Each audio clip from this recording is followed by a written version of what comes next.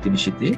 Corporate university ini adalah cara pembelajaran yang terintegrasi. Jadi setiap organisasi nanti di bawah pimpinannya masing-masing di Kementerian Agraria ya Pak Menteri ya kan, itu akan memastikan pembelajaran tadi dilakukan untuk menjabarkan strategi organisasi masing-masing. Nah, kita punya Permenpan 3 2020 tentang talent management. Di situ disebutkan bahwa corporate university merupakan sarana untuk mengembangkan talenta yang ada.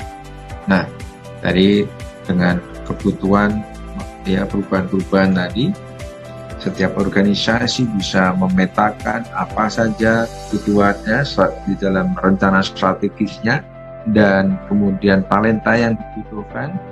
Nah, kemudian dengan kebijakan rekrutmennya, ya bisa rekrut dari P3K, bisa dari pegawai atau mengembangkan pegawai yang ada untuk menjawab kebutuhan dalam rencana strategisnya. Nah, mengembangkannya melalui corporate university, ya tadi menjabarkan strategi organisasi, ya. Nah, Bapak sekalian, kita punya dua jenis ya corporate university nasional yang akan membantu pelaksanaan prioritas pembangunan secara nasional, dan corporate university masing-masing instansi, kementerian, lembaga, dan Pemda yang tanggung jawab di dalam mengembangkan talenta dari tiap instansi untuk mendukung rencana strategisnya. Nah, mungkin sebagai informasi saja, apa sih isinya dari corporate university nasional? Yaitu ada digital campus yang bisa dimanfaatkan oleh semua ASN di mana saja, kapan saja. Kita punya juga namanya nanti ke depan untuk mengakses digital campus ini. Kita punya namanya learning marketplace. Jadi seperti Tokopedia, ASN bisa belajar apa saja, kapan saja, download ya. Dan sekarang sedang kita bahas dengan Kementerian Keuangan untuk learning wallet. Apa learning wallet? Setiap ASN dapat alokasi anggaran, dia bisa belajar apa saja ya, yang relevan dengan pekerjaannya.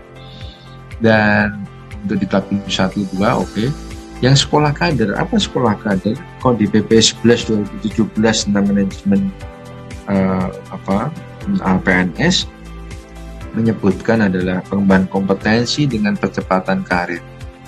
Lulus dari Latsar ya, kemudian kita pantau ada talent scouting program, masuk pada sekolah kader langsung eselon 3.